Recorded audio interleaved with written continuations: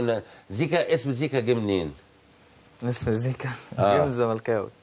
زملكاوي. ده اصحابك بقى اللي قالوا عليه؟ في الحته. في المنطقه عندي كانوا طلعوا عليا الزملكاوي، يعني عشان كنت وانا صغير كده كنت بروح ماتشات الزمالك، ووالدي زملكاوي. فكنت انا يعني بحب نادي الزمالك يعني لوالدي. وابتدت عليها فتره كده، وبعد كده لما ابتديت بقى يعني العب كوره والعب في نادي المقاولين، يعني الكابتن اتغير لزيكا، يعني الكباتن غيروه لزيكا. يعني هو يعني دي اطلقت عليك عشان انت زملكاوي والدك زملكاوي. كنا احنا يعني. وما زلت زملكاوي؟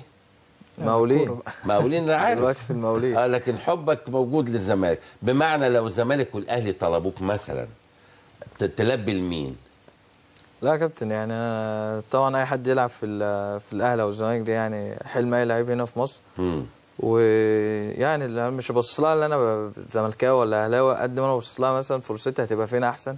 برافو. يعني انا مش هروح في نادي، ما انا هبص قبل ما اروح النادي الاداره كويسه، الناس فرصتي في اللعب عامله ازاي كده، يعني مش هبص طب لو بصيت للاهلي والزمالك في اللحظه دي، فرصتك من وجهه نظرك اكتر فين ان انت تلعب دلوقتي؟ في اللحظه لا انا دي. دلوقتي مركز مع النادي يعني.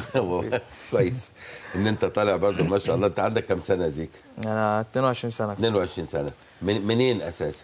انا من مدينه السلام في القاهره. مدينه السلام اساسا، من مدينه السلام القاهره.